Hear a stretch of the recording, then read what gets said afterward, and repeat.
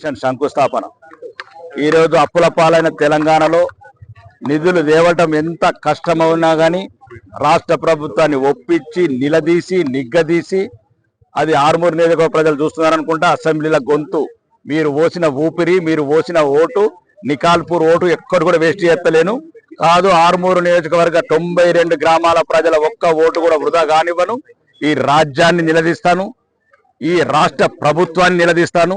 ఇట్లాంటి సబ్ స్టేషన్లు ఈరోజు ఇది కావచ్చు, మేడదపల్లి కావచ్చు, నూతుపల్లి తొండకు రోడ్లు కావచ్చు, తల్లివేద రోడ్లు కావచ్చు, ఇంటిగ్రేటెడ్ స్కూల్ కావచ్చు, ఐలాపూర్ హాస్టల్ కావచ్చు, చిన్నయానము టూరిజం ప్యాకేజ్ కావచ్చు, ఎక్కడ కూడా ఒక ప్రతిపక్ష ఎమ్మెల్యేలకు ఇచ్చిన దాఖలాలు లేవు. మీకెంతనో మాకంత. మా ఈ రాష్ట్రంలో మా వాటా ఉంది, ఆదాయంలో మా వాటా ఉంది, అప్పులలో మా వాటా ఉందని తెలంగాణ అసెంబ్లీ సాక్షిగా 4 కోట్ల తెలంగాణ ప్రజలు చూస్తుంటే ఏ రకంగా నిలదీస్తున్నా. గల్ఫ్ కార్మికుల సమస్యలు కావచ్చు, అంటే ఈ ఆర్మూర్ని ఏ విధాలైనా నాకు ఊపిరి పోసింది, నాకు గౌరవాన్ని ఇచ్చింది, నాకు ఒక గుర్తింపునిచ్చింది.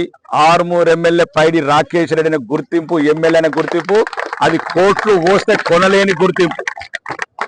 లక్షలాది కోట్లు పోసిన ఒక ఎమ్మెల్యే కాని రోజులల్లా నన్ను 3 నెలలనే ఆదరించి 30,000 ఓట్లతో గెలిపించిన ఈ నేలని నా గొంతులో ప్రాణం ఉండంగా ఎన్నటికీ ఈ రుణం తీర్చుకుంటూనే ఉంటాను.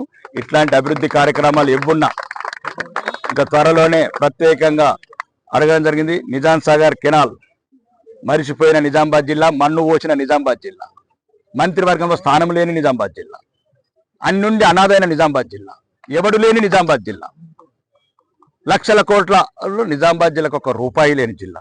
అందుకోసమే తెలంగాణ అసెంబ్లీలో నిలదీసినాం.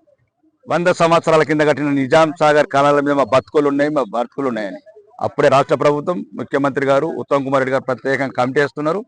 1500 కోట్లు ఇచ్చిందాక వదిలేది లేదు. ఇంకా ముఖ్యంగా నందిపేట బస్ డిపో చెప్పడం జరిగింది. మా డబ్బులు ఇంటికి ₹5 వేసుకొని మేము కొనుక్కున్నాం భూమి. కడతారా కట్టండి, కట్టకపోతే మాకు ఇవ్వండి. ఎవడబ్బా సొమ్మని కులుకుతారని అడిగినాం. మా డబ్బులు తీసుకుపోయి వేరే చోట ఎందుకు కట్టుకుంటారు ఫస్ట్ అని అడిగినాం. కాబట్టి మీకు చెప్తున్నా మీడియా మిత్రులకు, ఎక్కడ కూడా నేను కావాల్సింది చివరికి ప్రాణాలకు సిద్ధం, ప్రాణాలకైనా సిద్ధం తప్ప ఏ రాష్ట్ర ప్రభుత్వం ఏ మంత్రిని వదలలేదు, ముఖ్యమంత్రిని వదలలేదు. మన వాటా మనం కొట్లాడుతాను, వాళ్ళు ఇచ్చేంత వరకు మంచిది. ఇవ్వకపోతే ప్రజాక్షేత్రంలో ప్రజలతో బాటే పోరుబాట అంటే అదొక కొత్త రూపంలో ఉంటుంది. ఇంకా దేనికైనా తెగింపు పోరుబాట.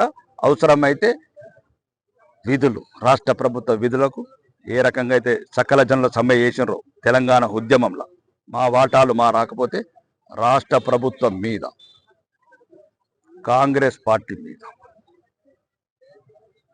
ఒక ప్రజా ఉద్యమం లేవదీస్తాము. ఉద్యమం లేవదీసి ప్రభుత్వాన్ని మెడలు వంచి మా ఆర్మూర్కి కావాల్సిన నిధులన్నీ తెచ్చుకుంటాం. బోలో భారత్ మాతాకి. చరిత్ర సృష్టించినోడు